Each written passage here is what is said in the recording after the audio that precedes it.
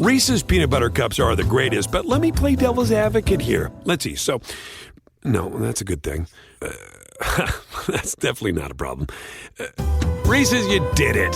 You stumped this charming devil. As if the McCrispy couldn't get any better, Bacon and Ranch just entered the chat. The Bacon Ranch McCrispy, available at participating McDonald's for a limited time. Ba-da-ba-ba-ba.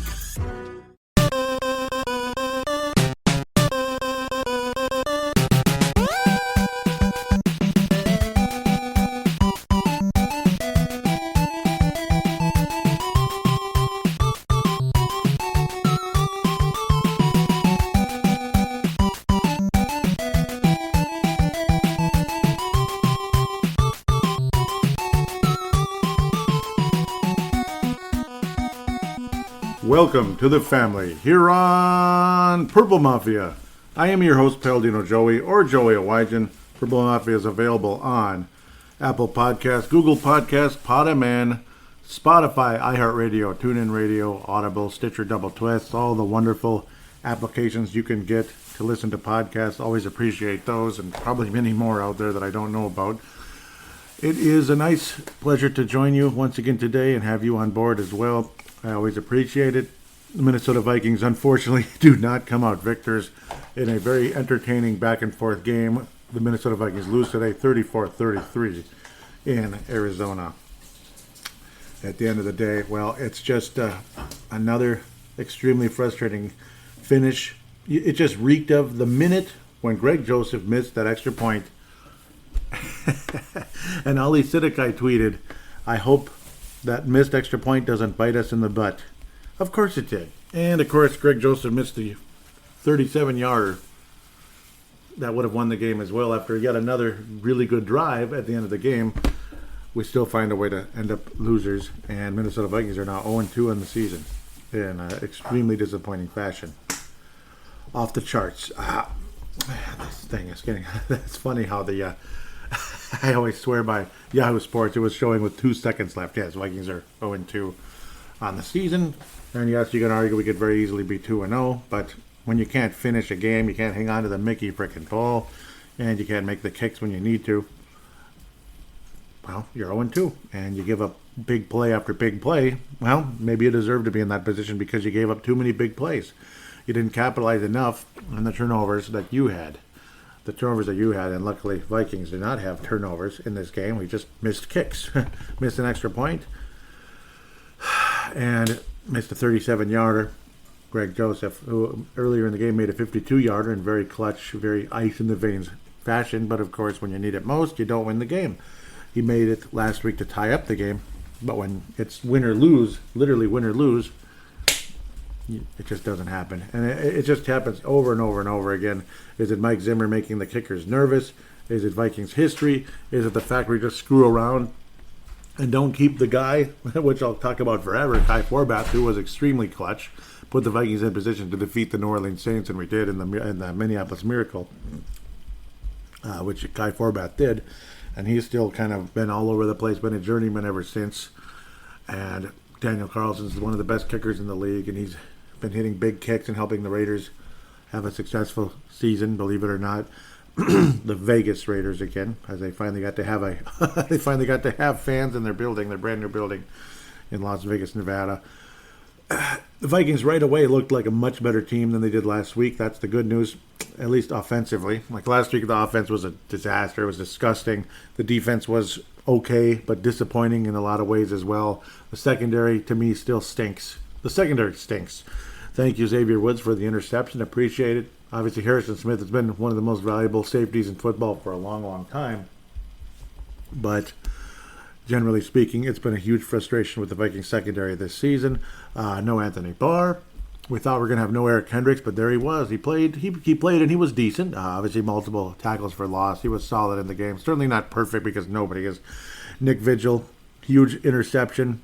That and a pick six, of course, that was a big moment for the Vikings in a point in the game when it felt like the Vikings were probably going to fall behind by a decent amount and end up losing the game. But that was a game-changing moment. Put the Vikings in position to be totally back in it. and that was exciting. He also, on the play before, guided Eric Kendricks, of all people, who's one of the captains of the defense nowadays, where to be, and ended up being a big stop rather than it could have been a huge gain for Arizona on the ground. So Nick Vigil, maybe someday he's got a defensive coordinator in his future or something, some type of coach, but I think he will be a coach someday, one way or another, from what we're hearing. One of those deals where maybe he'll be a better coach than a player, but he's a solid player. A nice addition. Vikings got lucky there with Nick Vigil, to be quite honest, because, Anthony Barr, with the way they act, the coaching staff and such act like Anthony Barr is this can't-miss legend of linebacker land and Vikings history. I don't think he is. In fact, I've been frustrated with Anthony Barr since, his second year in the league. Overrated. I think Anthony Barr's overrated. And there's a lot of us that feel that way. I don't think we're idiots. I don't think those of us that see Anthony Barr as an overrated linebacker is an idiot. Kirk Cousins certainly wasn't perfect, but he was pretty good. Obviously, very good first half. Second half was not so good until the game-winning drive, or potential game-winning drive. What am I talking about? But he was solid in the game. Obviously, good statistics. Obviously, the stats are usually pretty good for Kirk when he doesn't have a bunch of turnovers, which he did not. Good quarterback rating, blah, blah, blah. But obviously, all of the third and most of the fourth, just the offense couldn't get going. Arizona defense looked a little bit better. Blah, blah, blah. Things actually slowed down a bit when Phil Mackey at one point early in the third quarter said, is the first team to 50 points going to be the winner of this game? And it's like, yeah, it kind of felt that way. Well, yeah. To say it kind of like Bill Guerin would say, well, yeah. That was after the Vikings got their touchdown. Well, that was Nick Vigil. After Nick Vigil's touchdown, he thought that something was going to really pick up. But Vikings offense did not score another touchdown after the first half, unfortunately. And we made a 52-yarder, which we appreciate very much, but did not hit the one that was needed to wrap the game up. And again, the extra point puts you in that position to lose. Would have been nice to just win the game or go to overtime, and of course miss it and go to overtime and find a way to lose that. That's another way to look at things. I know, I'm a negative Nancy. And then you see Matt Prater trotting out onto the field. I forgot that Matt Prater was on the Arizona Cardinals. I always think of him as a Detroit Lion, just always. And he was on Denver before Detroit. But there's one thing Detroit could say they've had in their last 20 years or so. Really good kickers. Matt Hansen. I hope I'm saying it correctly. Not Mike Hansen. He was somebody else. He's a manager at regional manager in Holiday Gas Station Company, station stores, whatever. But Mr. Matt Hansen, man, what an amazing kicker he was for so long for the Detroit Lions. And then you get Matt Prater, who can make kicks from 60 yards. It's just unbelievable.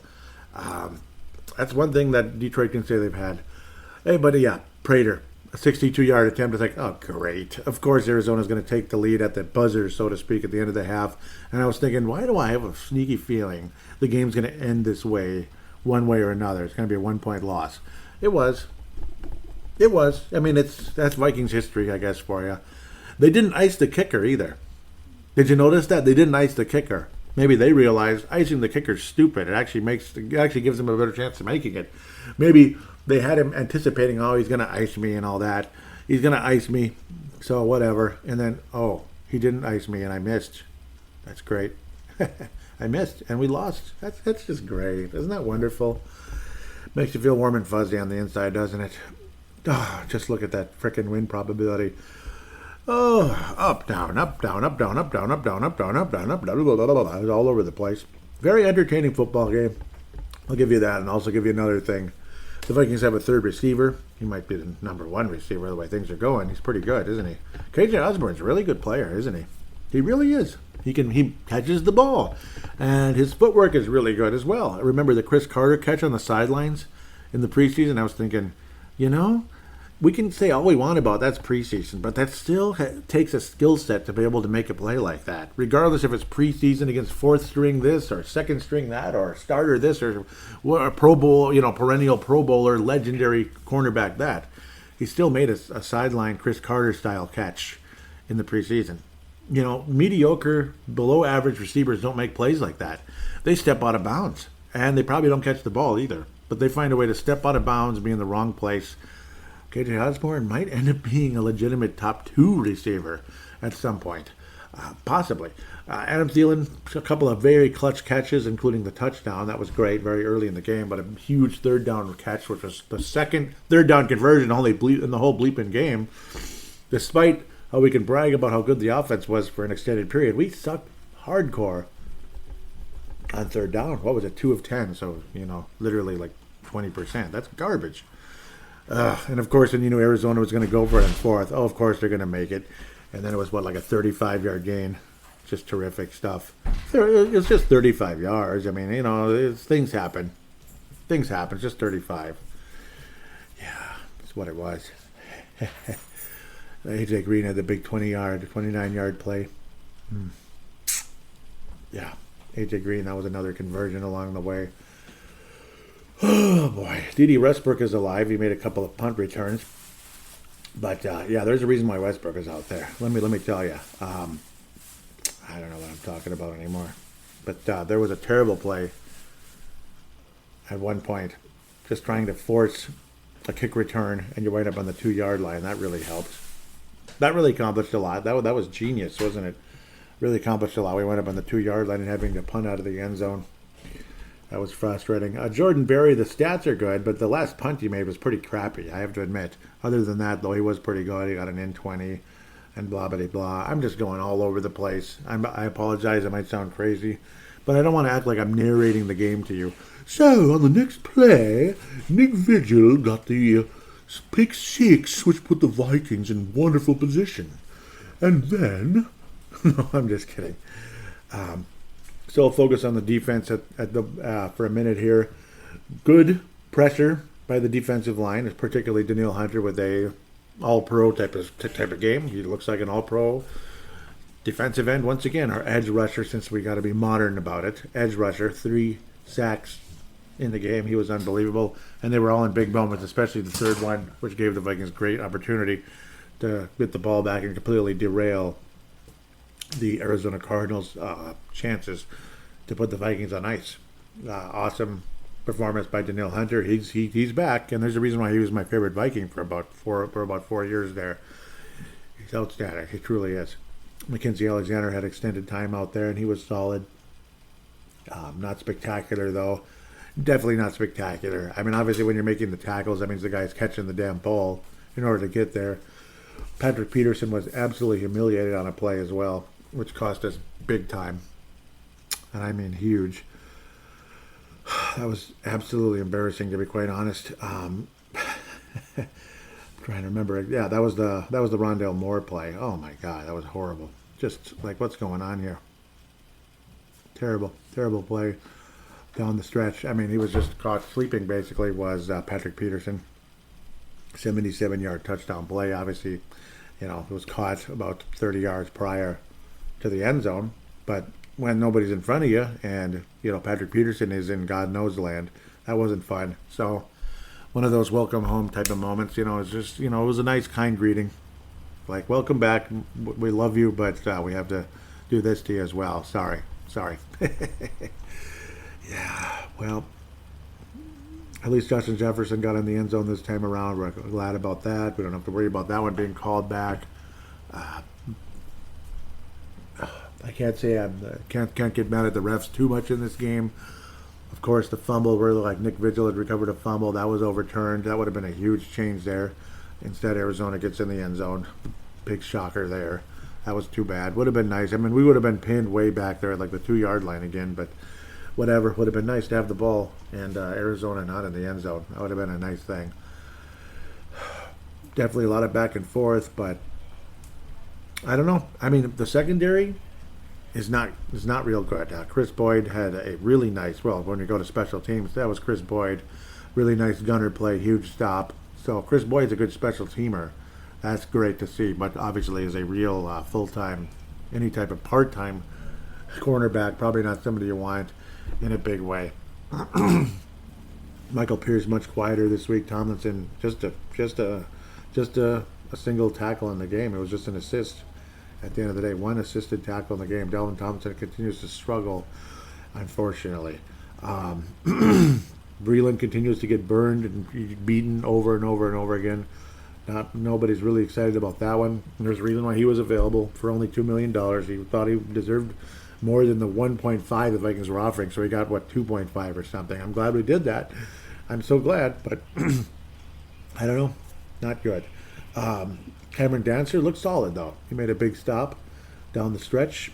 Made a big stop, prevented a touchdown from the legendary A.J. Green. That was great. Yeah, he's a pretty good wide receiver, yes. A big pass deflection, and that was a big moment.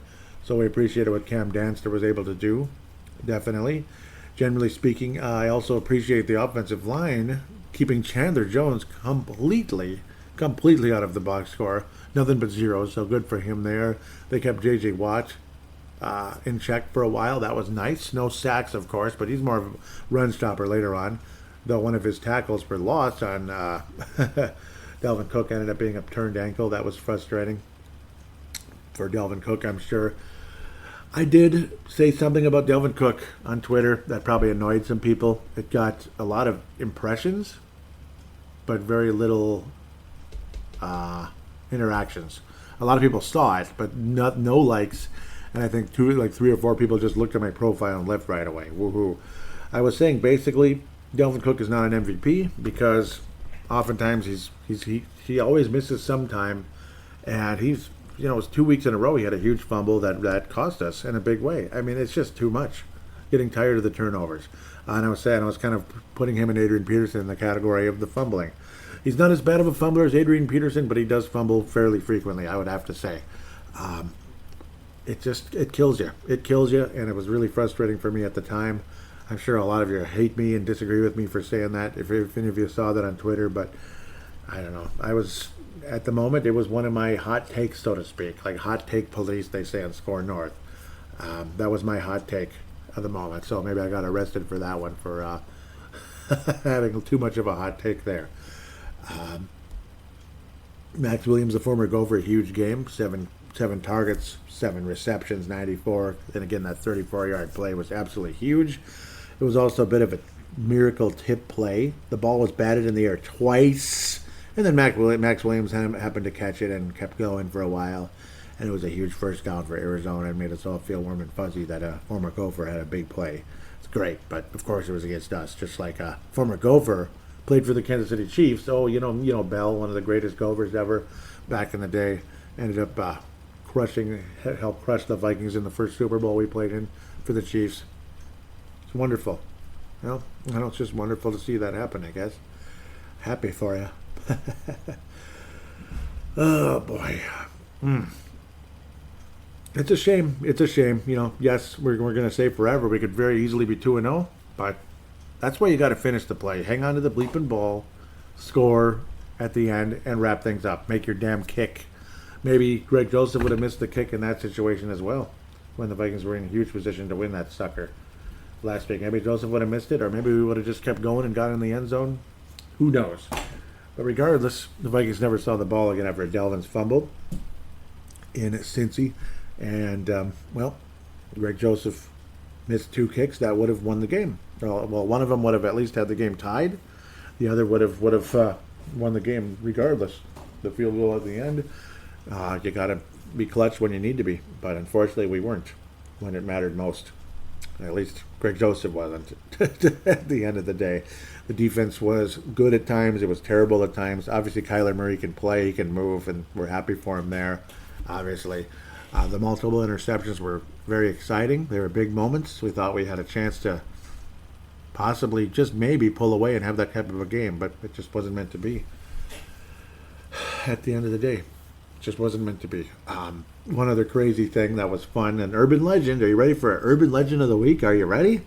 I got to get some damn sound bites, but I've been when I'm tied up and I don't really, it's just one of those things. I'll get to that when I have a chance, I suppose. Kirk Cousins had a 29-yard run today. Kirk Cousins had a 29-yard run today. Isn't that something? He looked really good on it, too. And he just kept going, and he stepped out of bounds, and he actually looked kind of fast. There was talk about Kirk Cousins actually being fairly mobile in college. But and it's not like he's Mr. Knee Injury like Sam Bradford, who was very mobile in college, but he had multiple ACLs, and he wasn't mobile anymore after that. With Kirk, it's just, I don't know. There is something there.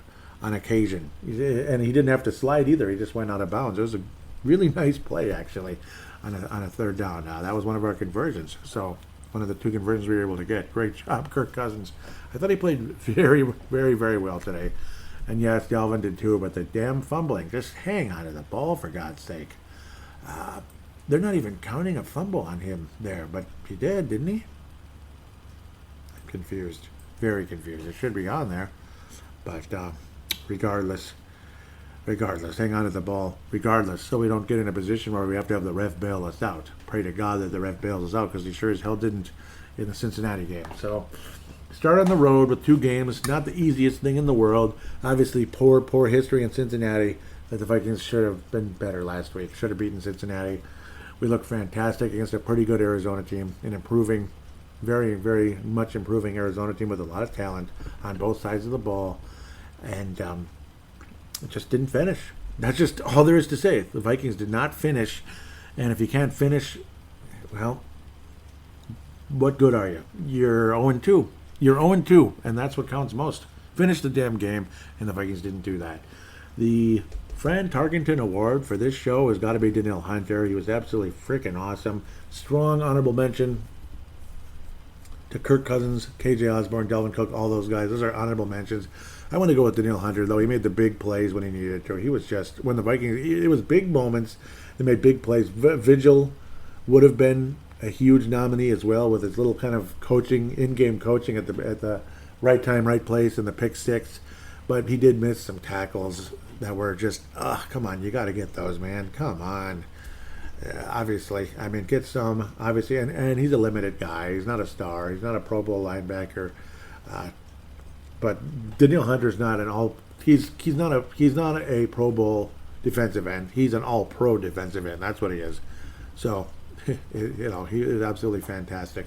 At the end of the day, the Christian Ponder Memorial. I mean, I don't want to give it to him after the 52-yarder, 53-yarder last week. Ice in his veins. I don't want to give it to Greg Joseph. I really don't, but I have to. I have to give it to Greg Joseph, but he's going to share it. So it's not going to be 100%. Breland, you still suck, man. Make some plays once in a while. He still stinks. He's still beatable. Heck, and I'm almost tempted to give one to Patrick Peterson, because he got absolutely humiliated. In fact, it's definitely an honorable mention. That was bad. That was bad, and I don't care what anybody says. It was terrible. Great job, Cam Dantzler. Nice to see some improvement. Let's get back out there. Try not to, stop with the immature moments, I'd have to say, that he had at times during the preseason. It was very frightening, actually, for Minnesota Viking fans, like all of us. Very frightening moments for all of us. But at the end of the day, nice improvement. Hope he can be more consistent. That's the one thing that's driving us all crazy, and we're going to talk about that in Fan Interaction, segment number 3. Myself and Dave Martin out of Northern Scotland, summing things up here with Kirk Cousins and Mike Zimmer about consistency. Consistency. It just doesn't exist. It doesn't exist. It's good one week, bad this, good one year, not so good the next. We're lack of consistency. You have your big playoff win, and then you suck in the next game. It's just, God, blankety blank. You can never go on a playoff run if you can't put 2 or 3 good weeks in a row. That's the problem. You can't count on Kirk to go win in New Orleans and then go into, San Francisco the next week. You just knew it. You just knew it was going to be a totally different ball game, and it literally was. With that said, sorry for being so negative the whole damn time, but it was an entertaining, fun football game that ended stupidly. But again, lots of positives like KJ Osborne, Danielle Hunter looking really, like a superstar again. That's awesome. Vigil looking like a wonderful find. Blobbity frickin' blah. With that said, we'll take a quick break, and then we'll jump right into the Sunday night stuff. Kansas City's already up 14-7 because, again, it's a late game. So, of course, I'm going to have of course, we're going to be into Sunday Night Football right away in segment number 1. So I'm going to hop right the heck into segment number 2 now after this.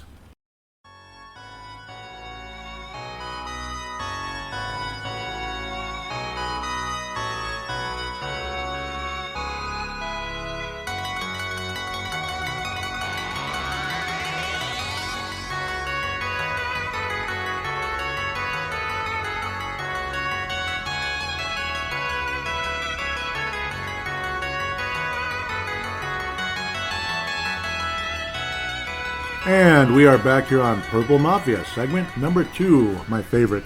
It is. Because I don't have to keep complaining and whining about the frustrations of the loss, this and that. It's drives you nuts, doesn't it? The Washington W is on Thursday night football. Thursday, right? You can't say Thursday. It's Thursday. No, that's Monday. 30-20 over the New York Giants. What the heck is this? What the heck was that on Thursday night? Sometimes Thursday night games are really good, and a lot of times they're not, actually. But at least the W's got a W. It's in their name, so you got to get the W, right? It's not just get the W. Like when the Twins used to have win underlined in their logo. Actually it's still there, but we don't see that logo as much as we used to. The classic one when they were actually good. Yeah, but when they stopped doing that in like the 90s, they might as well change the name to the, I don't know, just a team that doesn't win very often. That's like a little bit of humor there. I know, it's not too funny, but the Washington W's with Taylor Heineke. He threw for 336 yards, couple of touchdowns, 1 interception, decent game. Daniel Jones actually was halfway decent. He even ran for 95 yards, including a 46-yard scamper. Saquon Barkley, my God, he did literally nothing. He got bottled up by that very solid, very good Washington W defense. It's a very good defense, and that's why I picked them to win the division, regardless if Taylor Heineke's their quarterback or Jay Fiedler. Or Rich Gannon played there for a little while. He was really solid.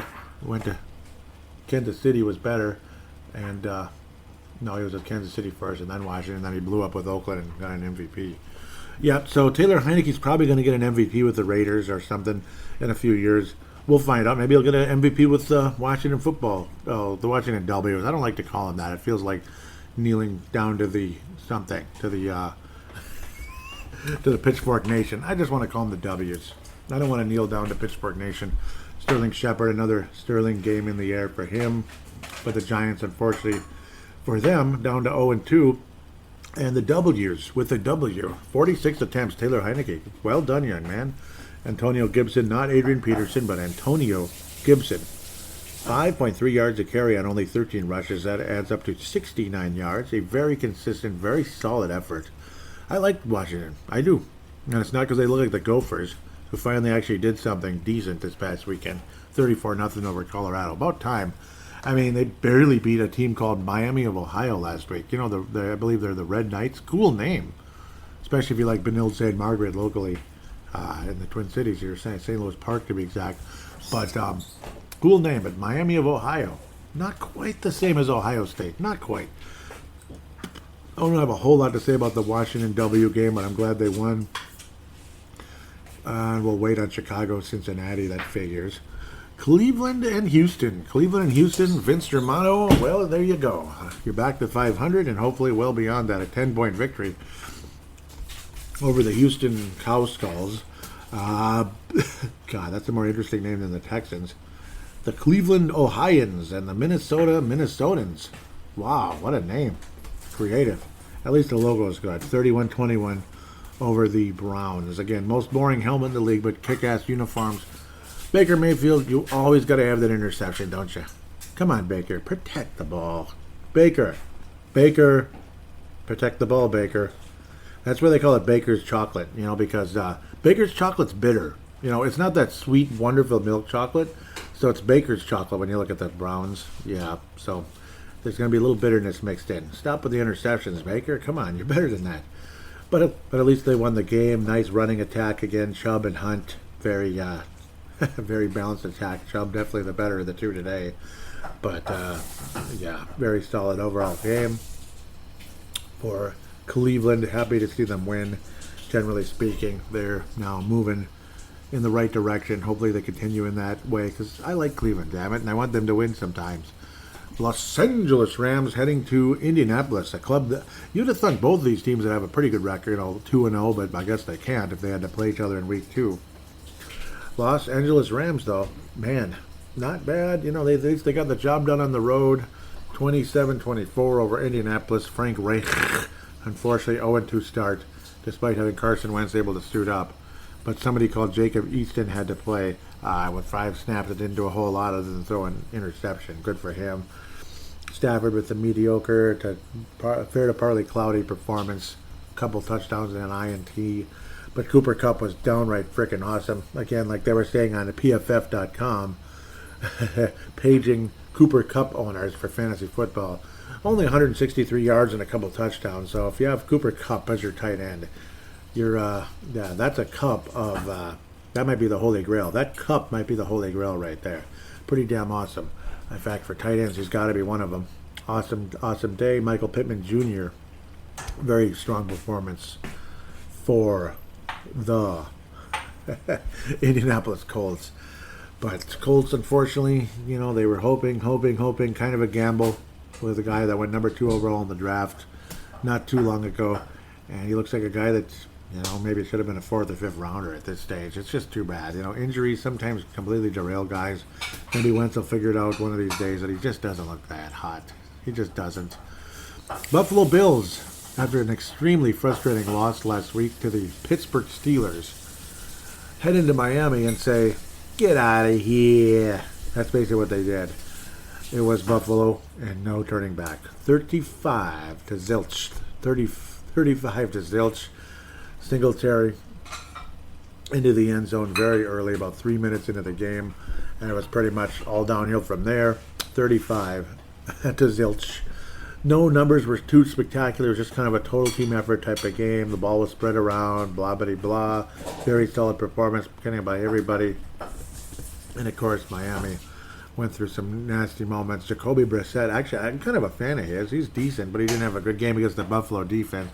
And Tua was out early with injury, and he was not off to a good start, again, against a very strong, talented, dangerous Buffalo defense. Man, oh man, just whooping some butt out there with, looks like, 6 sacks in the game. That's pretty damn good. Miami was able to muster 1, and it was shared by Ogba and Van Ginkel.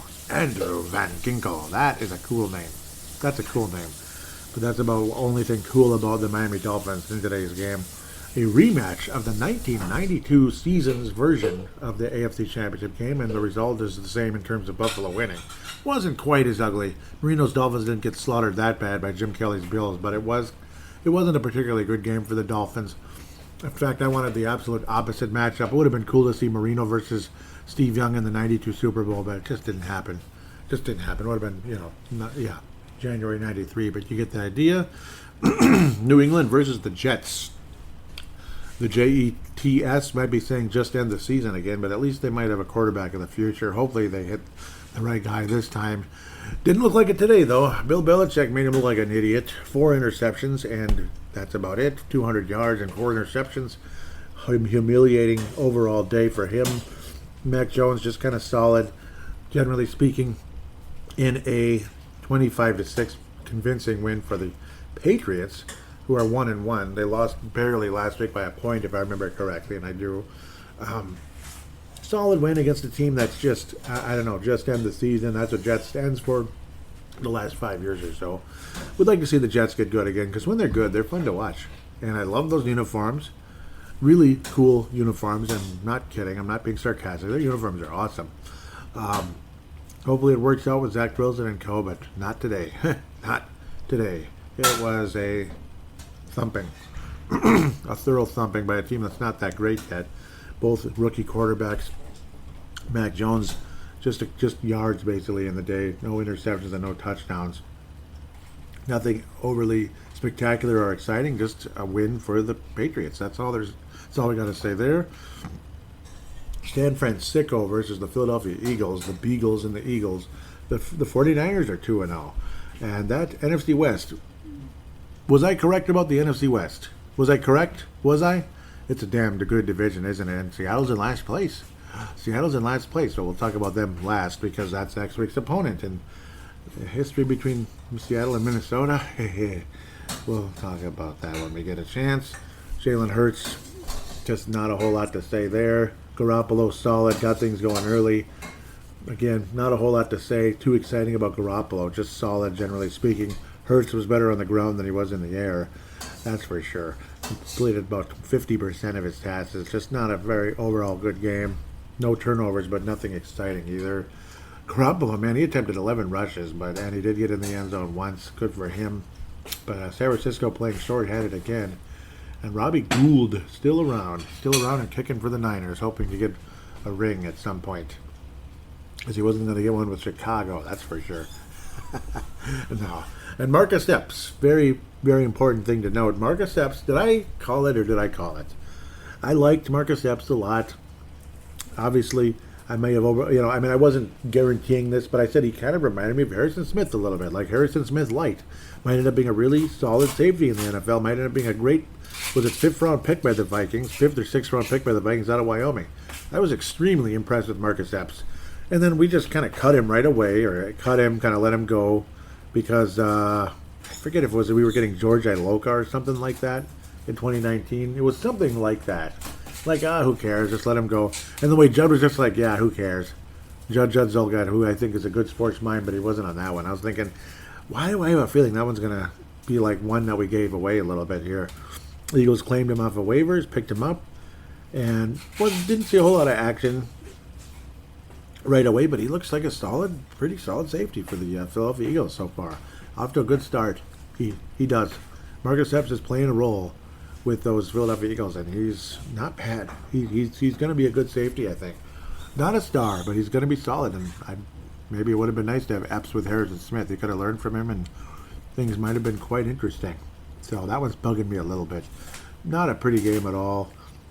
But San Francisco, yeah, they always have injured players. It's a bummer.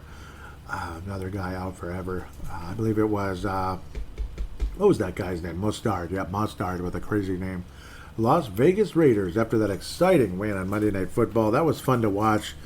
I talked about Derek Carr being extremely clutch. In fact, the most clutch quarterback of the active quarterbacks with the fourth quarter comeback, so to speak, the game-winning drives in the fourth quarter. Yeah, from playing from behind and getting the win, leading his team to victory. Unbelievable numbers there, and he did it. He did it against a very good Baltimore team, who is flashing on the screen right now, trailing Kansas City 14-7 early in the second. But Vegas 26-17 over Pittsburgh. That's the team that beat Buffalo last week. Don't forget that. And Vegas beat them in Pittsburgh. That's pretty good. Watch out for Vegas. And my God, Danielle Carlson, how many kicks did you make? 1, 2, 3. 3 kicks. 4 kicks in the game, including a 45-yarder to put the game on ice. Even if he missed, it wouldn't have lost them the game at least. But it killed any chance Pittsburgh had. You're up by 9 with 20 seconds left. The game's over. I mean, it just is. Unless you're Green Bay and Seattle in the NFC title game years back, with all the screwing up they did there.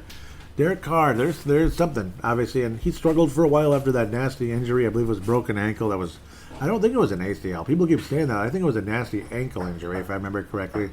And it just seemed like forever. He's just mediocre, and nothing's coming together. And maybe he wasn't getting along with Mr. Crazy Gruden over there, old Chucky, for a while. But something's clicking in Vegas. Something is clicking in Vegas now, Gruden and Carr.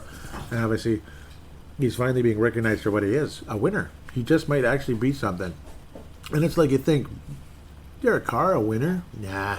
Yeah, I think he is. I think so. And yep, Carlson, 4 for 4. Jeez. Oh, Daniel. Could have used you. Could have used you, Danny. But of course, we overreacted and cut him. And yes, I was one of the idiots who was like, yeah, I guess so. Yes, I was one of the idiots. I was. I apologize. I apologize big time right now. Carolina Panthers are 2-0. And you know the team that destroyed the Packers last week, 38-3? That's what it was. 26-7 over the Saints. They bottled up that son of a gun. So much for 5 touchdowns. My God, what did he get today? 111 yards, 50% completion, and a couple of INTs in the game. They just bottled him up the whole game. Like you could see that defense swallowing him up. And Sam Darnold, who years ago, was a king of interceptions. Of course he had one. He's always going to have one. Ended up actually having the better game of the two by far. Jameis Winston with a quarterback rating of 26.9, not even 27. That's how bad it was. Saints totally bottled up in this one. Offensively, Carolina from the get-go was in charge of this game. In charge. 17-0 by halftime. Unbelievable. And there was no miracle comeback. there was no comeback, and then miracle heartbreaking loss for the Saints. They just got destroyed the whole way. 17-0 halftime lead by Minnesota against the Saints. Remember that? I do too. Yep, at least we won that game, but yeah. Jacksonville and Denver, how exciting, but don't look now. Teddy Bridgewater's 2-0. That's just funny. That's just funny. Trevor Lawrence 0-2 and a crappy start to his career so far. We'll see, though. I mean, come on. Rookie quarterbacks usually aren't that great. Occasionally, they get things going eventually. Portland Sutton, another unbelievable game. Teddy Bridgewater really enjoying throwing the ball his direction. I mean, I can't imagine. 328 yards, couple of touchdowns, quarterback rating up in the moon. Good for him. 125.6. Very solid day. And Cortland Sutton just looks like a stud for Denver, and obviously he's been doing a great job. Yes, it's Jacksonville, but it was on the road, and road games, even against crappy teams, can be trap games. And Trevor Lawrence is going to break through one of these days. Of course, he's just getting started, but I don't know. Maybe he's going to be overrated. I mean, we're going crazy for Tim Couch, and he didn't do anything. Hopefully, Trevor Lawrence is not one of those. I don't think he is, but crappy start. Denver's defense was good, and Teddy looking good. Looking better than he did with Carolina last year. He was a mess last year in Carolina after the first couple of games, anyway. Okay, Tampa Bay, all over the place in this one. They let Atlanta come all the way back after they took a huge lead. Did Tampa, or at least a solid lead, 21-7, 28-10. Atlanta came all the way back to within 3 late in the third quarter, 28-25, and then Tampa just went, okay, get the hell out of here. Mike Edwards with a couple of pick sixes, 2 pick sixes. Remember, Tampa's defense is pretty dangerous along with their offense. And again, Brady to Chris Goodwin with that big play midway through the fourth to put the Bucs up by 10. Most people would assume the game's probably over there. And then Mike Edwards was the closer, shutting up any hope Atlanta may have had. 48-25, incredible. Gronkowski got another touchdown. Oh my God, Tom Brady numbers of the kind of numbers you just dream about as a 43 or 44-year-old. 5 touchdowns. Didn't have the highest completion percentage you ever saw, but it was good enough. I mean, who cares? Quarterback rating 129.2. I know those are numbers you probably don't care about that much, but still exciting for a 44 or 43-year-old. Makes me wish I could be out there as a 42-year-old doing something close to that. It'd be really fun, but unfortunately, not going to happen. Dallas versus the Los Angeles Chargers. Chargers 1-0 last week. Dallas 0-1. Flip that around. Both teams are at 1-1 now. A late game-winning field goal by Prescott's club. Never threw the ball in the end zone once. Tony Pollard and Ezekiel Elliott. Zeke was on fire. Both of them got in the end zone once in the game. Fairly entertaining back and forth. But unfortunately, the better team won. I'd rather see the Chargers win. Chargers are more likable than Dallas. That's just a fact. I mean, who wouldn't cheer for the Chargers over Dallas? Especially if you're from Minnesota. Greg Zuerlein, though, did something that our kicker didn't do today. Made a 56-yarder at the buzzer, walk-off, versus the Los Angeles Chargers in Charger land. It was in Charger land. They walked off on him 20-17. 56-yard kick. But maybe it had to be maybe it had to be further out. Just nothing makes sense, does it? Greg Joseph couldn't make anything beyond like in the 50s or in the upper 40s in the preseason. Now he makes everything beyond 50 so far anyway, and he can't make the easy ones. Go figure. Football doesn't make sense. Nobody understands it. Again, KC 14-7 at the moment. Boy, so much for the NFC North roundup. Detroit and Green Bay playing tomorrow on Monday Night Football, so maybe we'll get into that a little bit next week. Maybe if we feel like it, right? No, we'll talk about that in a little bit. Probably Detroit, because I think they're coming up pretty quick here. Chicago beat Cincinnati by 3 points. Would have been nice if the Vikings could have accomplished that last week. I mean, at least you beat them. A late field goal, something like that. In this case, though, Cincinnati was down 20-3, and the Bears almost coughed it up, almost quaffed the ball up in this game. But luckily for Chicago, they were able to get the stop when they needed to at the end, 20-17 for the Bears over the Bungles. And again, that's the Red Rifle going against his former club. Did not have that great of a game I got to see Justin Fields play for an extended period, and it was really ugly, and that helped the Bengals catch up. Burrow, though, 3 interceptions in the game. Could have used that last week. Would have really put the Vikings in an opportunity to do something special. Well, not special, but squeeze out with a win against a not-so-good team yet. Burrow, big mess today. Fields, terrible. Terrible game for him, but obviously he's just getting started, just like Trevor Lawrence, so whatever. You can't trash him too much. Something brought up by Judd earlier in the week, like during the middle of the week on the Purple Daily, or was it Mackie and Judd? It's kind of like the same show in a lot of ways, at least when they talk Vikings and Mackie and Judd, it's the same thing. Similar takes and such. But how the Bears get creative, throwing Justin Fields in for like certain little packages here and there. Of course, today was a different story, but you saw that last week, and it was fun and entertaining. Helped keep the Bears at least in the game versus the Rams on Sunday Night Football. And he's just thinking, maybe throw in a package or two for Kellen Mond if you want to get creative, do some plays with Kellen Mond in there at quarterback. Obviously, not give him a ton of not give him a ton of time out there, but just like a play or two a game, or every other week or something. Just something like if the situation presents it, that maybe you could get Kellen Mond in there for something like a wildcat or something, whatever the heck it would be. Some type of fun, athletic type of play. Maybe you could make something fun happen, and it'd be a good moment. Obviously, the Saints have been creative and cute with stuff like that forever. But, well, we'll see. It would be kind of cool, but I'm not completely against that if it's like 1 or 2 plays here and there, like really rarely. But maybe it can allow something fun to happen. Bears 1-1, Bungles 1-1. Congratulations on the win last week, Cincinnati. Okay, well, it is what it is. I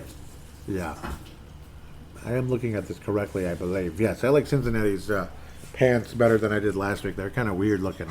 Now they look more classic with that dark color with the orange stripe, tiger stripes and such. Those look cool. Well, so much for the NFC North. The Bears are at 500, and I believe that makes them the first place team at the moment. We'll see what happens with Chicago. Well, yeah, tomorrow's winner will be the first place team because they'll be the first team to beat an NFC team, because the Vikings sure as hell didn't. We're riding the pine at the moment, losing to the Cardinals in the NFC. So that sucks. But I guess whoever loses tomorrow will be in last place because you're 0-2 in the division, which is the more immediate tiebreaker dealy when you haven't actually played each other yet. Oh, do we really have to play the Seahawks? I don't want to play them again. Not after going 0-2. But we get to play the Seahawks again. Tennessee, way better performance today than it was against the Arizona Cardinals a week ago. Got destroyed by that Cardinals team. Cardinals put up a ton of points today. Vikings did as well. Chandler Jones was bottled up. It was wonderful. He felt good. But we still lost. Because we gave up 1 trillion points again. It's just bull crap. Way better game by the Titans, though. Tannehill way more efficient. Still, didn't get anything in the end zone. Russell Wilson is what he is. Extremely efficient, extremely athletic still. Didn't run a whole lot in the game, but he's going to do it against us. Derrick Henry was the man. There's your paging fantasy ballers again. Derrick Henry, if he's your running back, he's your number one. He's the number one running back in the NFL at the moment. We can say Dalvin Cook is. I think it's Derrick Henry. I'd rather say it's Dalvin Cook, but it's Derrick Henry. 3 touchdowns, 182 yards on the ground. 35 rushes is a bit much. Just a little bit, but it is what it is. Julio Jones, great game. Way better than last week. Looking great. And Derrick Henry, 55 yards in the air as well. Caught all 6 balls thrown his way. Derrick Henry getting well into the 200s for total yards. About 230 yards in the game. In fact, more than that. Almost 240 total yards from scrimmage for Derrick Henry. Absolutely great. Chris Carson would be one of those guys like, hey, he didn't get any yards, but he got on the end zone twice, so I'm happy to have him in the starting lineup for my fantasy team. And that's what took place. Entertaining back and forth battle with the Sea Chickens. Well, Sea Hawks versus us, but Sea Chickens versus Tennessee, 33-30. Seattle's what they are. I mean, we see them every bleeping year. Every single year. Russell Wilson's the guy. It's 4th and 29. And they're on their own 2, Just get him down, okay? Okay, we missed a tackle, but we'll get him that. No. There goes Russell, 40 yards down the field. He ran out of bounds. First down, Seattle. Or somebody's magically open after he scrambled for like 15 seconds because we just couldn't bring him down. hurls the ball up, and there's DK Metcalf or something, just all by himself on an island, caught, touchdown, Seattle, 98-yard play, and that's Minnesota versus Seattle historically. We haven't beaten them in forever, have we? In fact, our last home game, if I remember correctly, nope, it was in 2016. We hosted Seattle in 2016. Oh, yeah. That wasn't the 2016 season. That was the playoff game. That's what I thought. Freezing cold. Russell Wilson was shivering and cold and couldn't do anything in the first half. But then we got to switch sides. Things were a little more, livable situation for Seattle. And then Teddy had to go through the same thing that Russell Wilson did in the first half. And, of course, the three deadly sins. The Adrian fumble, the miscue by, I can't remember the stupid guy's name. Robinson was the cornerback who just let us down time and time again. He was having a good game, and then he just left his receiver wide open. And, of course, the missed kick by Blair Walsh. Who could forget the three deadly sins? That was the name of that show right after that game. 27-yard missed kick. Feels all too familiar, doesn't it? That's just all we do here in Minnesota is have field goals missed, easy field goals missed, and opportunities to win games or whatever, like end of overtime, and you wind up with a stupid tie. I don't know. Daniel Carlson missed all three. Now he's the best kicker in the NFL. Blair Walsh isn't, but Daniel Carlson is. Got Daniel Carlson out of here fast enough that Blair Walsh he wasn't as messed up mentally as Blair Walsh was, because that's what we do here in Minnesota. That's what we do. Last time the Vikings beat Seattle, it's been 7 consecutive losses to the Sea Kings. They're the Sea Kings, not the Sea Chickens. An easy 35-9 victory over a Seattle team that was literally starting over from scratch. Brett Favre and the Vikings, and myself as a fan, on the 22nd of November, just put my feet up and relaxed, enjoyed an easy win against a Seattle team that had literally nobody that's on the roster today. Obviously, it's a long time ago now, unfortunately.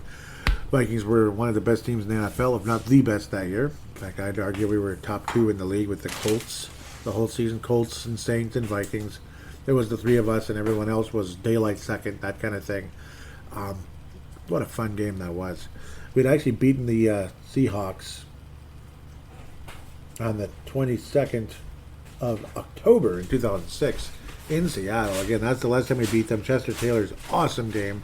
It was his defining game as the Minnesota Vikings running back. Remember that very well. We always talk about that. That's the last time we beat the Seahawks in Seattle. So the last time we beat the Seahawks in Minnesota was the Brett Favre year, 35-9. Absolute butt whooping. It was wonderful. Seahawks lead the all-time series 13-5, and there have been some ugly Mickey frickin' games versus this club over the years. How did the 2003 Vikings crush Seattle 34-7? I don't even. Every time I look at that, I'm like, how? When did that happen? And what the heck? 2003 Vikings? We were okay. We choked away a pretty good record that year and didn't even make the playoffs. 34-7 versus Seattle. That was as that team was starting to get pretty good.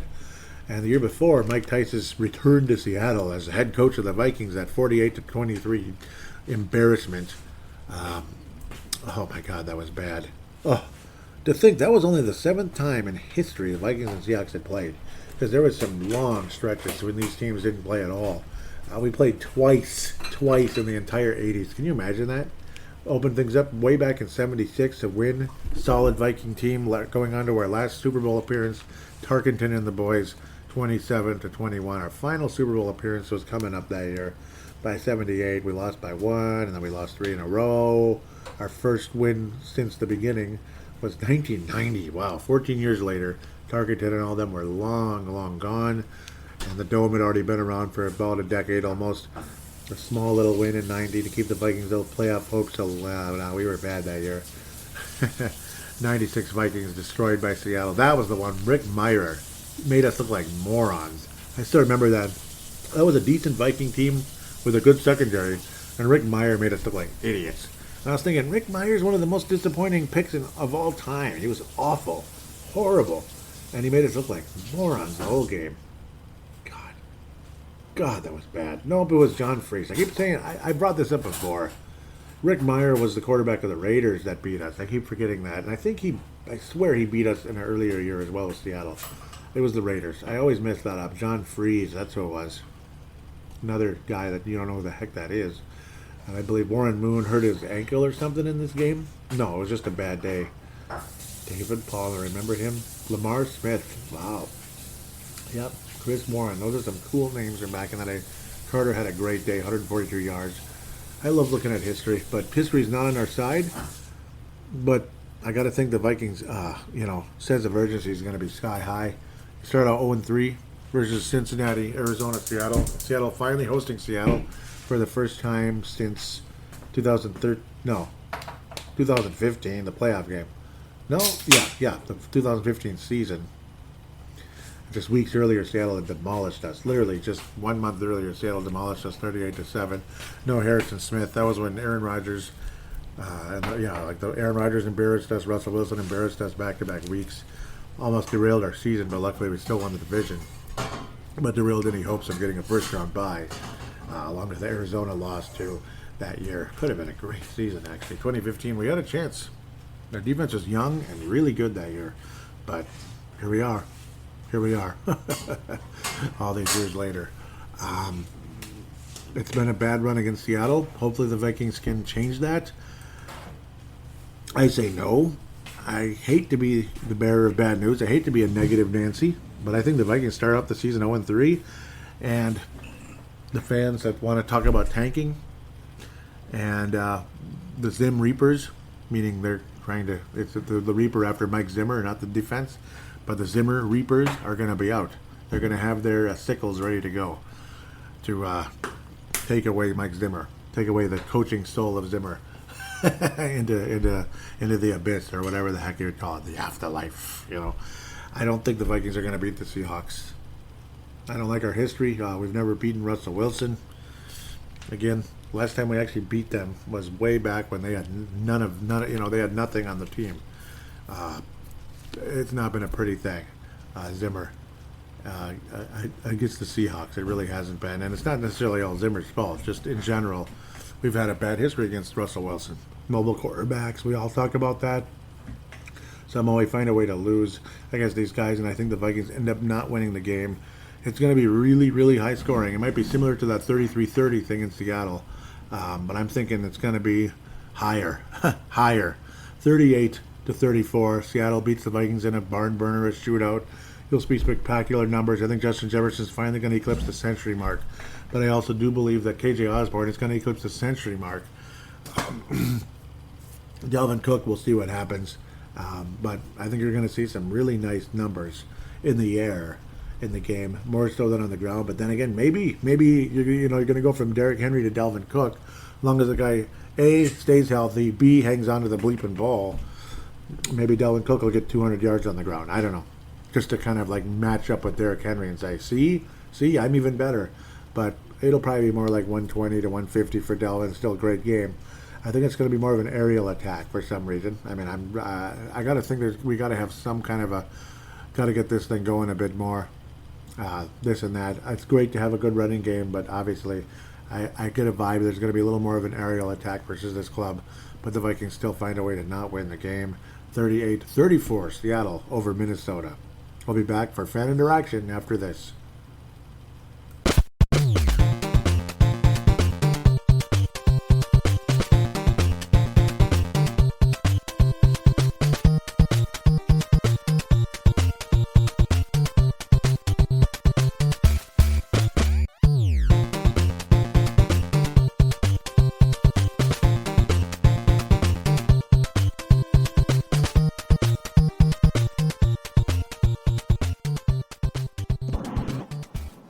Hey, Joey, Gerald out of Nebraska.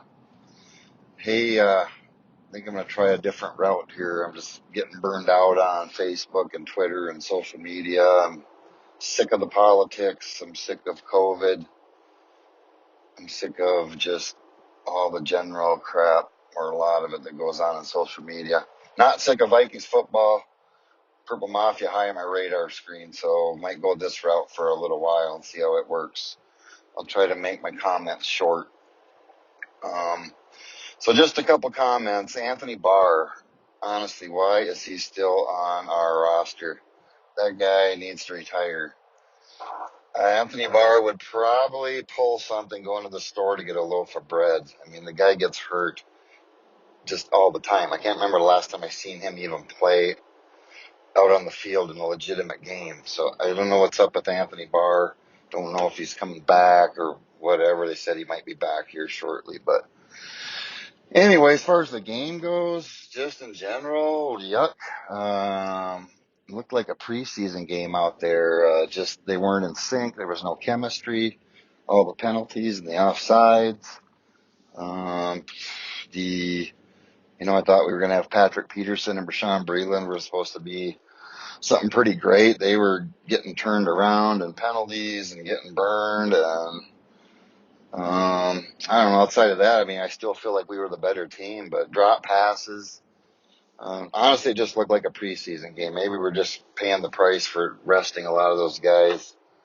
And then on the flip side, I guess when you do play those guys, then you risk of now we don't have Irv Smith. But I do think that defense will be better. I mean, you could definitely see Pierce and Tomlinson dominating on the front side. Harry's still Harry. Daniil Hunter, it looks like it won't take him long to get geared up. So, I mean, the defense is going to be a lot better than last year, I think, eventually. I think those two corners will get their act together.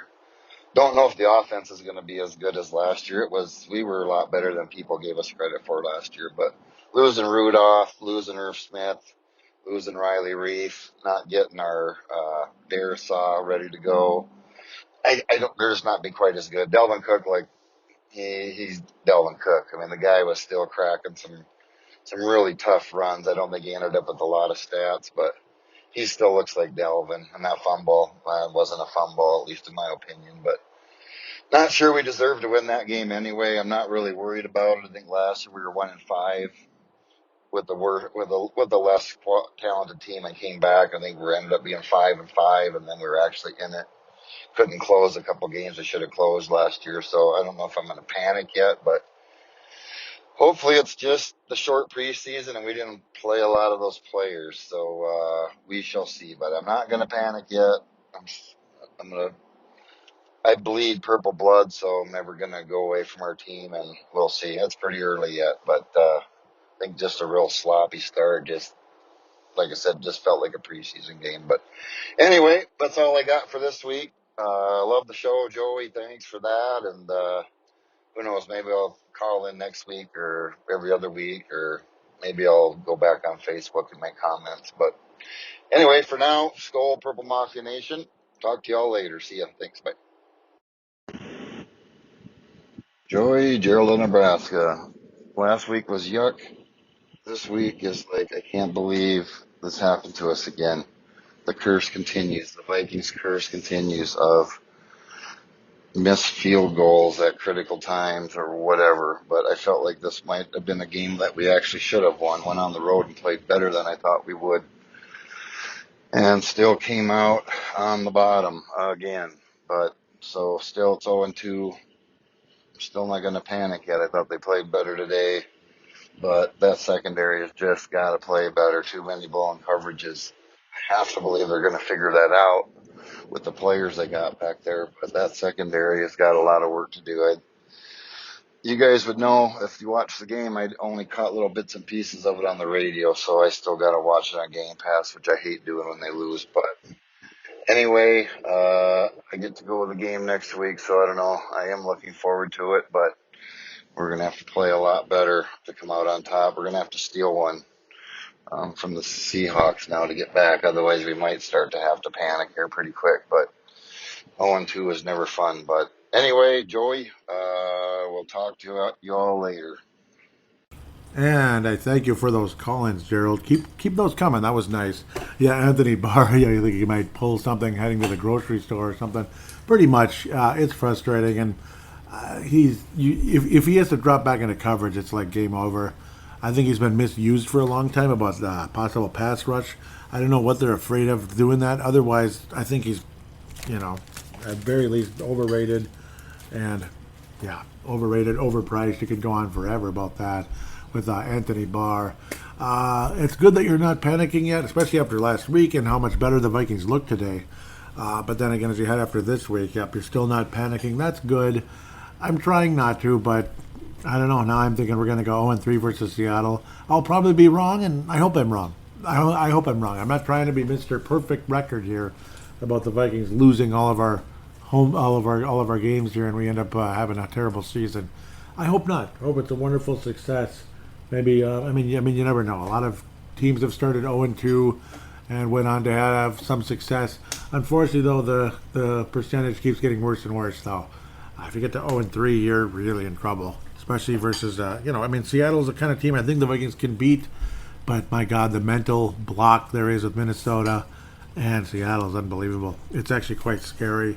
Zimmer was basically like, and I believe Zimmer said after the game, pretty much like, they should be 2-0. Basically, they're in position to win both games. But you didn't, though.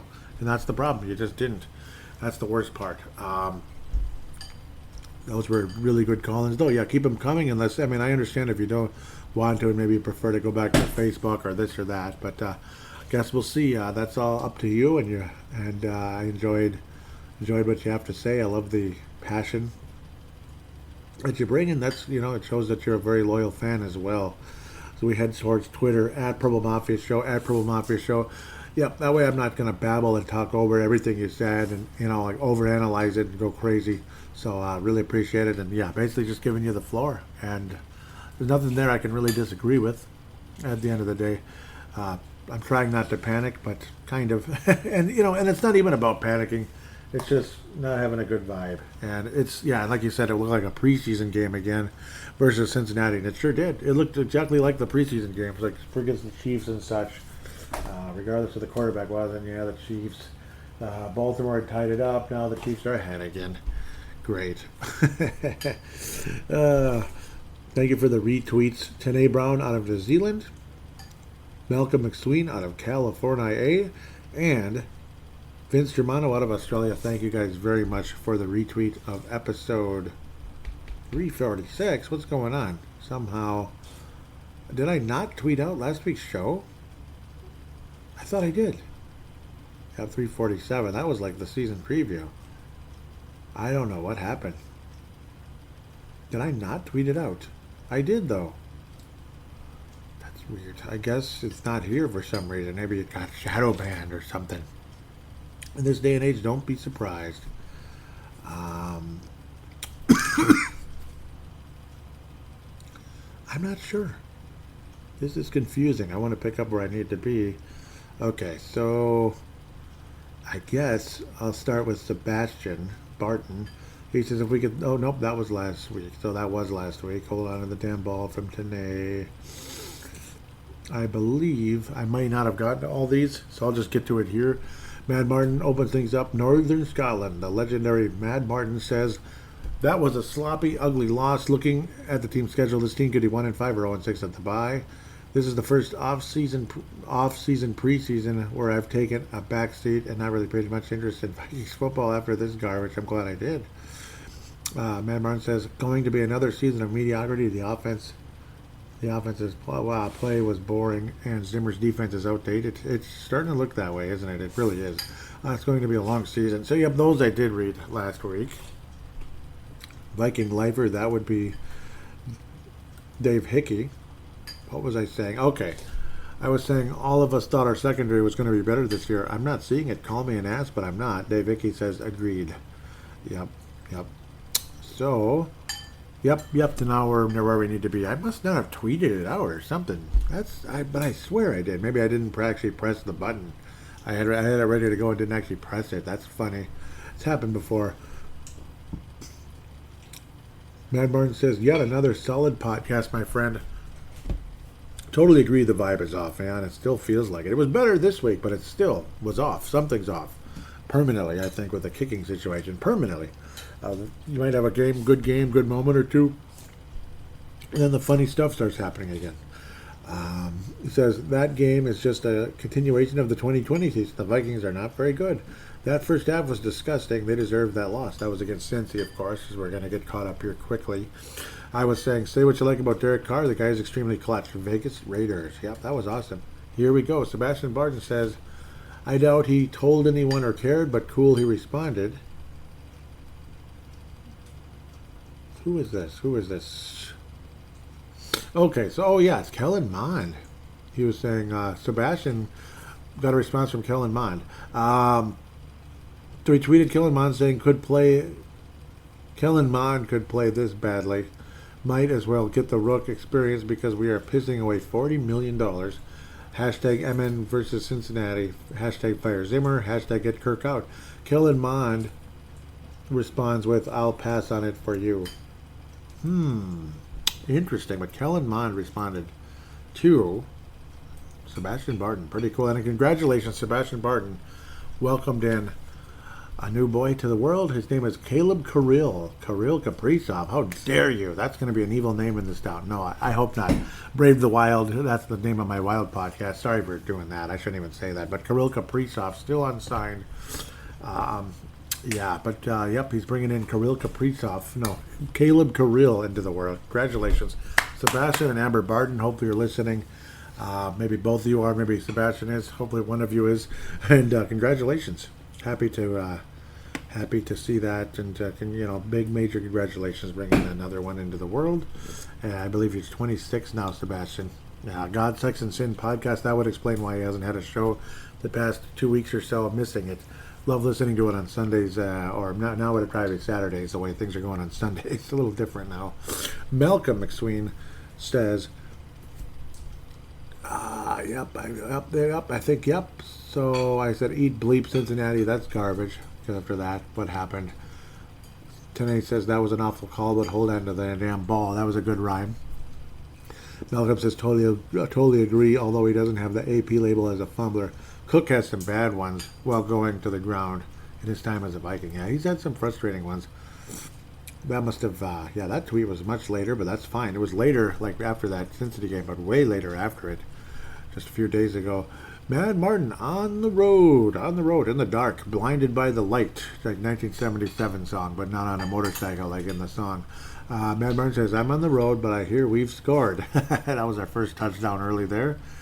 Mad Martin says, am I to understand the Vikings offensive line is dominating? Have I entered a parallel universe? It was better. I don't think it was dominating, but it was a lot better. I mean, they deserve a ton of credit today. Listening to any of the vent lines or any of that, you didn't hear one person complaining about the offensive line. Not one person, not even Garrett Bradbury. Nobody brought up Garrett Bradbury today. Good job, offensive line. They deserve a little bit of recognition. That's an urban legend as well, protecting against a pretty good pass rush by Arizona. They did a damn good job. Let's give them credit where credit is due. Who's got the ball? Baltimore. Okay, you better tie it up, Baltimore, you sons of guns. Matt Martin says, frustrating, my friend. So 1 week it looked like crap. The next contenders, let's be honest, it's Zimmer era football. Yep, we had an interesting back and forth here. I don't know what the heck. Oh, it doesn't say what I responded with.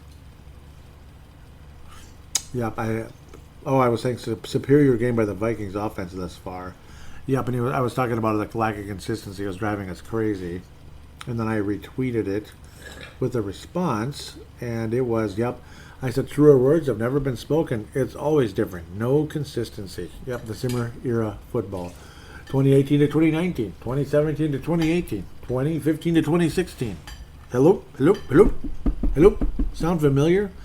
14 into 15 was just kind of a progression, I thought, and that was fun. But, I was saying one lucky bounce deserves another. That was after that lucky bounce and that big play by Max Williams of the Arizona Cardinals, of course, a 34-yard gain after the ball bounced off of two players into Max Williams' hands. Good play by Max Williams, though. Good awareness, so I'll give him credit there to follow the ball and make the play. But still, again, looked like we were going to get the fumble recovery vigil. They say he was out of bounds too early, or he was out of bounds before he had possession of the ball. Very frustrating. I was saying one lucky bounce deserves another. Kevin McMahon says that will be over return because it's the Vikings. They always do that to us. And that's exactly what happened. Kevin McMahon nailed it again out of Wisconsin. Yes, sir. Matt Martin says, I no longer trust Zimmer to get the job done. I think this is where, I was interesting. He was just responding about the truer words have never been spoken, this and that. Yep. Oh, I was saying me neither. It never happens. He's the Kirk Cousins of coaches. And I believe it's got a response from Matt Martin. I'm not seeing it now. What the heck? Doesn't that drive you crazy? Oh, yeah. And he says, accurate Accurate analogy. In fact, perfect. Yep, because that was it. Yep. Mike Zimmer's the Kirk Cousins of coaches. That was the whole thing I was talking about, consistency all the way back into the first segment. Yeah, he's the Kirk Cousins of coaches. Isn't he, though? Like, you think really highly of him, this and that. He's well thought of, and then, inconsistency. It's just all over the bleeping place, and it's extremely frustrating. And I was talking about, when I tweeted to Ali Sidikai, he was saying, hopefully that missed extra point doesn't come back to haunt them, #Vikings. And I was thinking probably will, with a sad face, and yes, I called it, and I wish I did. Matt Martin was saying I was thinking the same. Will it come back to bite us in the arse? Probably. It did. We lost by 1 point. It bit us in the arse. It bit us in the arse. It did. It did. Bit us in the arse. So, where is everything? What just happened? Holy Mother of Moses. Yep, okay. Ned Martin's is drafting a P. Turned us into a run first team in a pass happy league. It's not 21st century football. No, it's really not. Matt Martin was saying that's the bleeping problem, and a head coach that has zero interest in offense. He is the head coach. He should have oversight on the whole team, not just his beloved defense. Yeah, that is the problem. One-sided. He, just like Kirk Cousins was the Mike Zimmer's the Kirk Cousins of coaches with the inconsistency, and then there's a little Adrian mixed in, one-dimensional. I was saying, and the guy is one-dimensional as it gets. Adrian Peterson was one-dimensional, and then Zimmer is one-dimensional as well. See that? You see the web here we're putting together, me and Matt Martin. See, we're football gurus. Football gurus do stuff like that, right? Yeah, it's unbelievable, isn't it? Zimmer. Sorry about that. Matt Martin was saying this revamped D is being carved up. Matt Martin says, does this not remind you of last season? The offensive plays very well, and our D lays an egg. Yes, it does. He was saying, but today was when I was saying we had a pick six and then just can't get a stop whatsoever after that. Yeah, can you imagine that? I was saying the second I saw was Matt Prater. Yup, of course, 62-yard field goal. And Martin says Zimmer cannot have the title defensive guru anymore. And I was thinking, yeah, pretty much. How did I respond? Oh, yeah, I was saying we had the pick six and then can't get a stop whatsoever. Yeah, we had the big, big miracle play and then couldn't do anything, couldn't actually just get a regular stop. Matt Martin was saying should have gone for it on the last punt. Yeah, that was frustrating because I just can't convert. It would have been nice. We haven't converted anything. And Matt Martin says, what's scary is the Cardinals are averaging 9.4 yards a play. Their franchise record is 8.2 back in 1969. Yeah, luckily that dropped off later in the game, but it felt like forever. Yeah, there wasn't nearly as much offense in the second half. They have a coach of the guts because he went for it on 4th and 2, and they got it pretty easily because they always do. Yeah, I swear we have sucked on 4th down defensively forever, or at least the past few years. And then the Mad Martin was hoping Cousins can be clutch, and I thought he was. I was saying times for clutch Cousins, but he has only 70 yards passing in the second half. Murray had 200. Yep, Murray reached 400 on the day. Vince Germano says overpriced shit. That would be. Yep. Oh yeah. Okay. Yep. I was saying I'm a Samsung person, but I will never buy the Z Flip. Those commercials are beyond obnoxious. And yep. Vince Germano was saying overpriced shit. Yeah, I hate those commercials. Just look at the people and the behavior in those commercials. Oh my God! And you'll know what kind of person I'm not. I'm just not into all that, showing off and party time crap. That's just not me, and it's just too much. I wish they'd chill out sometimes. Van Martin again says, what did we say earlier? That bleeping missed extra point would come back to bite us. Same shit, different year. So we get inside the 20 with 32 seconds on the clock, and what does Zimmer do? Drain the clock instead of throwing one into the end zone. What the F? You play to win, not to lose. Oh, in our history with kickers, need I say more? That wasn't, I didn't understand it either. We just let it run down. It's like you'd think, okay, that's normal, that's standard, but, history is not on our side in that situation, and it wasn't once again. You figure, we got this. No, we didn't got this. And that concludes the Twitter section. Let's move over to Facebook. Rapido, if we can. Of course, I don't have that up properly. Facebook.com/Purple Mafia Show. Facebook.com/Purple Mafia Show. Definitely a little less news. Of course, no Everson Griffin this week, which was a bummer. Because I was like, where's Griffin? Oh, yeah, that's right, he's out. I think there was a couple of comments on the recent episode, and there was. Gerald Strickland in Nebraska says, great show, Joey. Frustrating to watch the game on Game Pass. Felt like we were a better team, but can't have that many penalties, turnovers, drop passes, and expect to win on the road. I do think the Bengals are a little better this year, but should have had a W for us this time around. Now got to start digging out of the hole already. Schedule's not going to get easier. No, it isn't. And then shout out to from Mark Carlson out of Iowa, says shout out to J. Mason Chase Carlson. Cool. Really appreciate the shout out there for bringing Jay Carlson over. That's awesome. I didn't click like on any of this. Shame on me. Oh man, there's more comments there than I thought. Okay, so it was a talk about how Griffin was in concussion protocol as a result of an unusual occurrence. Yeah, that was a car accident, believe it or not. But luckily he's okay. At least I hope so. But luckily he came out and went peace, all that kind of stuff. Car accidents are scary. Woof. So joining Griffin on the sideline, our linebacker Anthony Barr, with the knee. So at least we know what it is. And Christian Darrisaw with a groin. Harrison Hand wasn't giving us a hand this week. We could have used a hand. Mike Dale out of the New York area says, not the city but the state, Gremlins are running amok early this 2021 Viking season. Referees and video assistant personnel, mental mistakes, and now an off-field injury. What's next? Yeah, that's a good question, isn't it? Dave Hickey, Iowa, legendary Purple Mafia faithful says, it's unreal, all the different little quirks with this team overall, but especially in the playoffs over the years. And A. Brown out of New Zealand says, hope he recovers quickly. Seems it's going to be one of those seasons where nothing goes right. And I'm thinking, doesn't it though? It's just been a vibe from the beginning. Not fun. Not fun. And Tanae says, it's a real shame. Going into preseason, I was pretty optimistic. Or I was quietly optimistic. He didn't say really quietly optimistic. This defense was meant to be amazing this year, but I don't even think it'll end up in the top 10. I don't either. The O-line was meant to be better, but Darrisaw has been injured since being drafted, and there's been no real improvements in it outside of not having Dakota Dozier in it. Yep. And we've got a year one offensive coordinator who's probably got the least amount of coaching experience in the league. Ryan Saunders has really ruined my opinion on coaches' sons coming in. Yeah, really. Oh, and don't forget about Richard Pitino, coach's son's coming in. Rick Pitino. It didn't work out as good either, unfortunately. Maybe Richard was the best out of that group, though.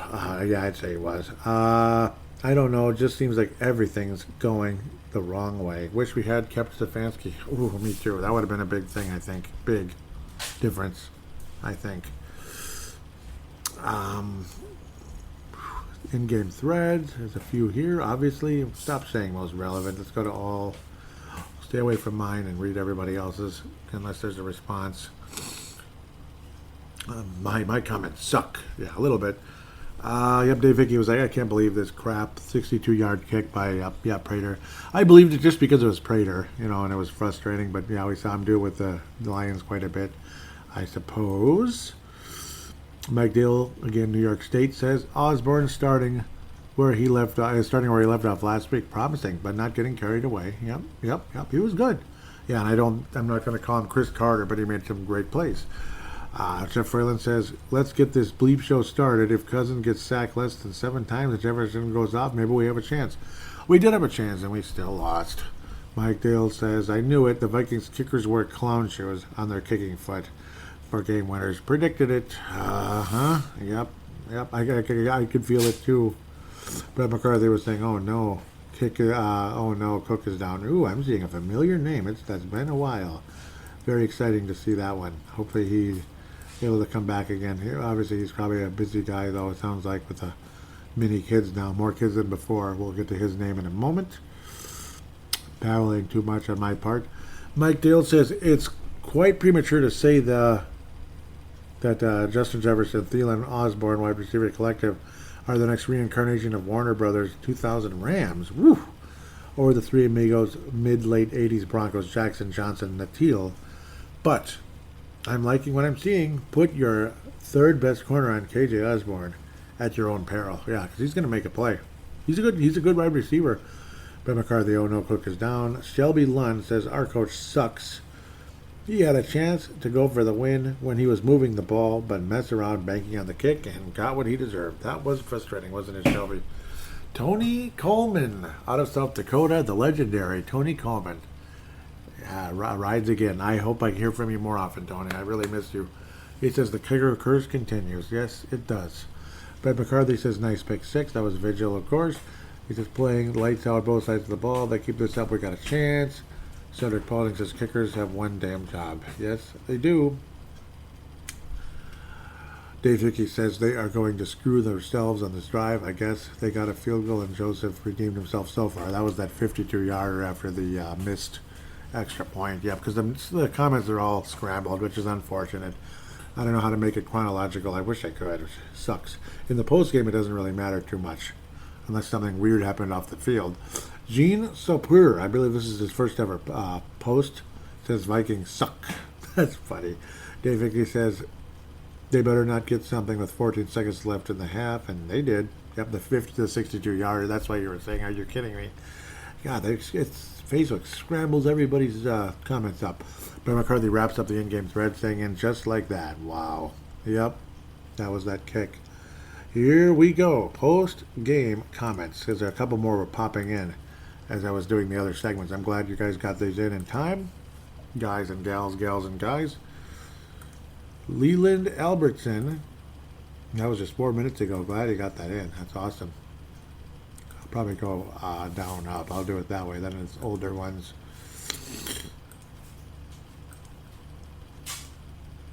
Gee, Christmas. This is a lot.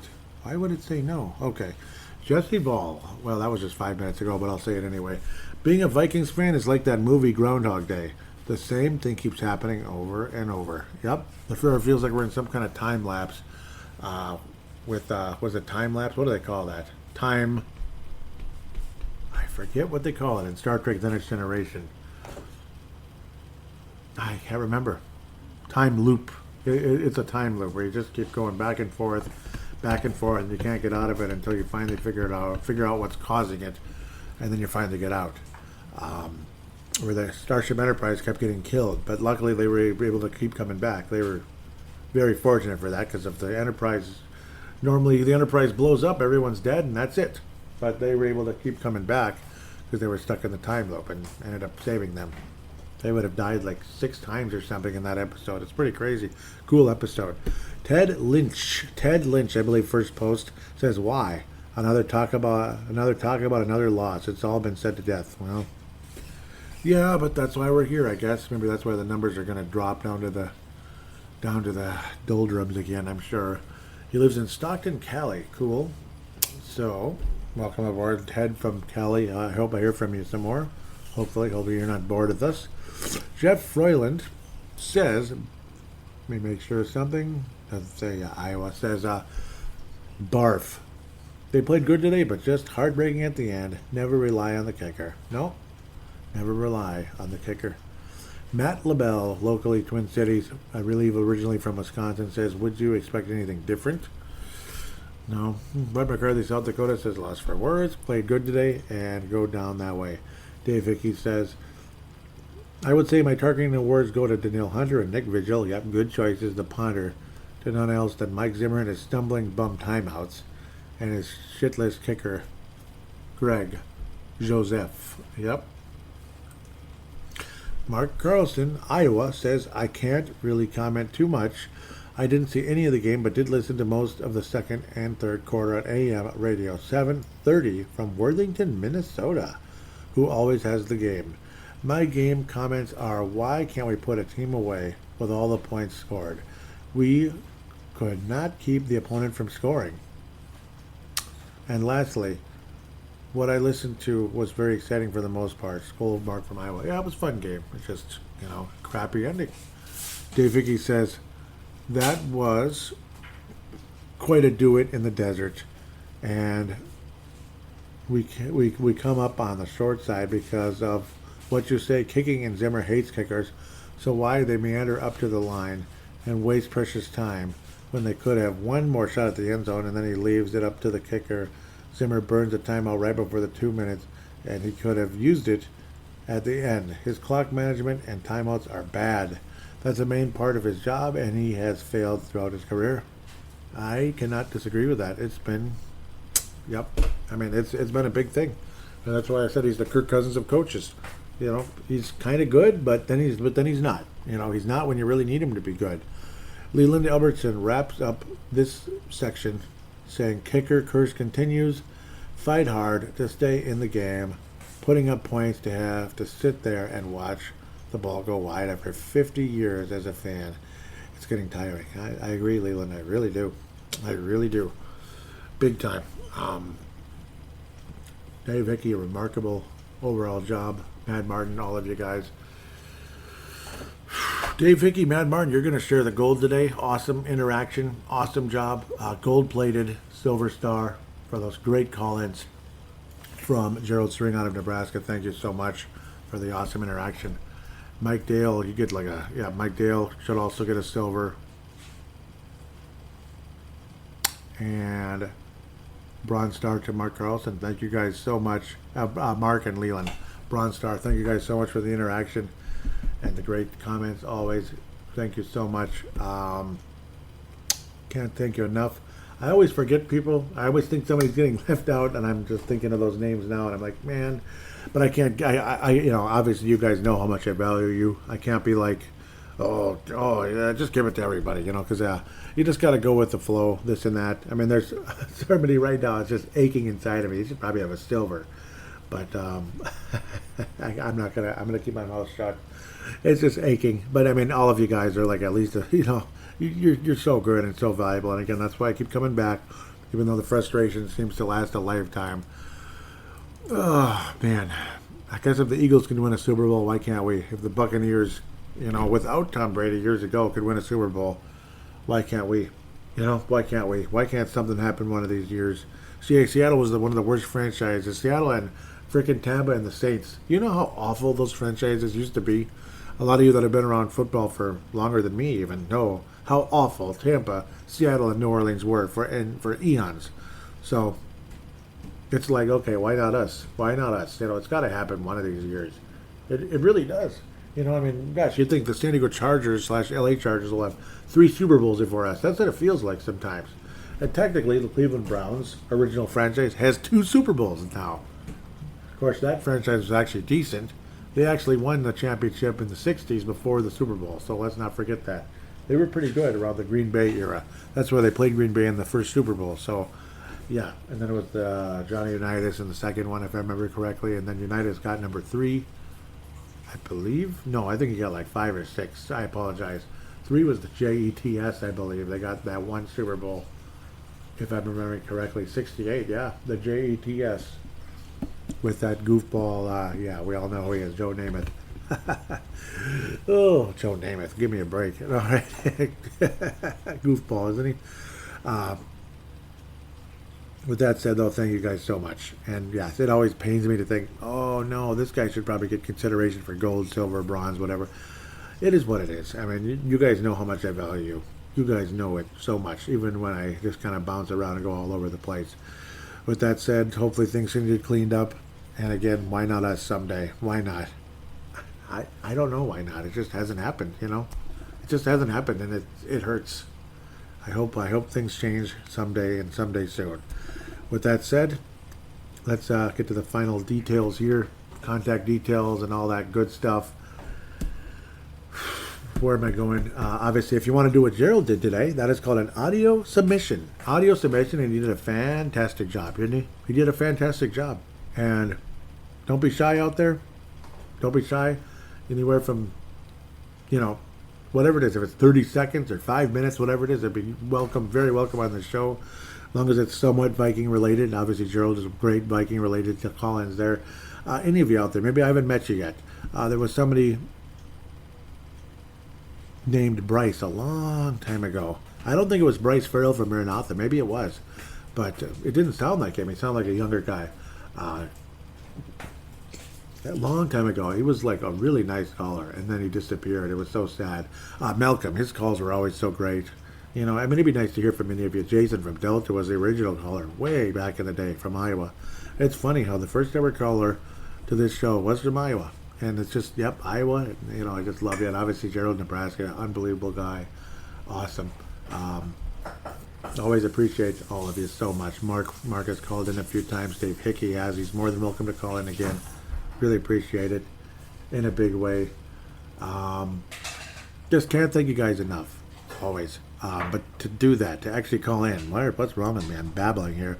Is just open the free voice recording application that's on every smart device on the planet. Open it, press record, treat it like a phone call. And don't be worried. Don't be worried you're going to screw up or anything. Don't be worried about it. Seriously. I mean, I'm nothing special. I'm not, you know, if I was so great, I'd have millions of listeners, you know. So just look at it that way. Record it, hit stop, you know, blah, blah, blah. Save it, and then share it or email it to paladinolive@yahoo.com. Paladinolive@yahoo.com. I would then convert it into an MP3 with Zimmer.com. They do a good job there. Really appreciate the free service they bring, so I'm more than happy to give them a free plug.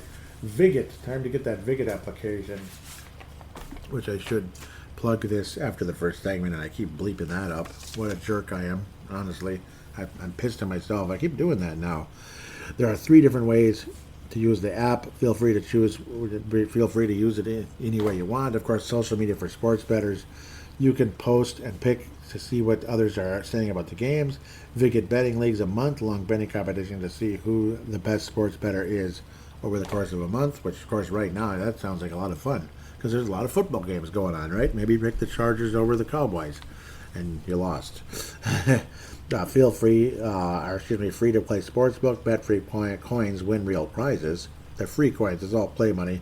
Betting stats, there is great information available on the Vig It Like line movement, where the public is betting. So again, you could use it as a cheat sheet, whether you're using real money on a real betting app or not. And of course, again, it's fantasy betting. It's fun to compete. We are not using real money on this application. Again, we are not using real money. Very important for you to know that. Vig It, V-I-G-I-T. That's 2 separate words. And when you are joining the application, they ask for a referral. It is Paladinolive, all one word. All this information will be in the show description.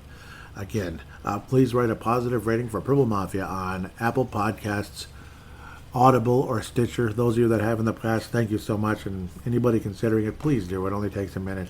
And it means $1 million to me if you were to do that. It only helps make the show more attractive to potential new listeners. With that said, wishing all of you a wonderful week. The weather's all over the place. Super duper hot today. Got to 90 degrees today. I don't know if it's because of the tropical storm out in the ocean pushing some of that wind here, because it was dang windy. And then it's going to get dramatically colder by Tuesday in this part of town, and I believe Iowa will be similar as well. And maybe some Wisconsinites are listening as well. You'll be getting some of that cooler air slightly later, maybe. With that said, have a wonderful week. Hopefully the Vikings pull off something and get things back rolling in the right direction. Until then, take care and God bless.